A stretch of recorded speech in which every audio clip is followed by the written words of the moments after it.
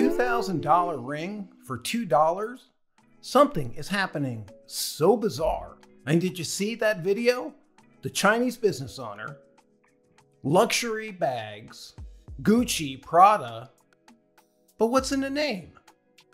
Now, as the USA and its little European brothers are trying to refuse Chinese goods, don't you think luxury brands are not trying to move their OEM out of China? The trade war kicks in and suddenly the guy says, hey, we've been making your bags for 30 years. Why don't you just contact us and buy from us? You won't believe the prices we give you. And Western brands are shocked, outraged. How dare they? Right. Sound familiar? Because for 6 years,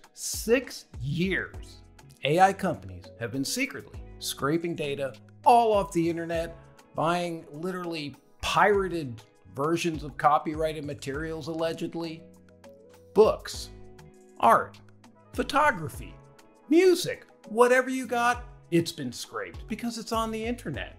Did they ask permission? No. Did they offer payment? No, not until they got sued.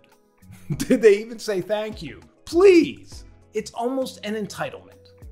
And while that's the state of things, when you see that Chinese businessman saying things like he might sell a Prada bag because of a US trade war, think about the creatives who got all their things taken.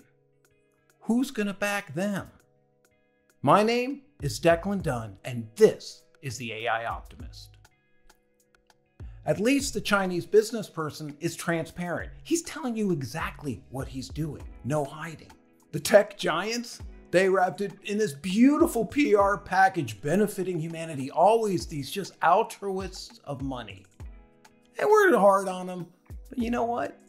They took everything, and unlike the Chinese business person, at least they could own it.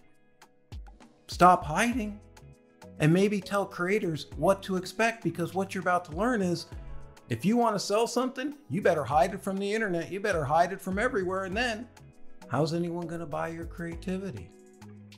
Maybe it's just a hobby. After all, luxury brands are simply getting a taste of what creators have been dealing with AI for years. So what's going to happen? Instead of looking and projecting on the future, I want to take 3 perspectives. Number 1 is this AI visionary, somebody I consider a true visionary. We'll share with him in a second, because what he's doing is not just trying to protect what he's created in the past. He is invented an AI that creates, and nobody will listen to him because not in the human box.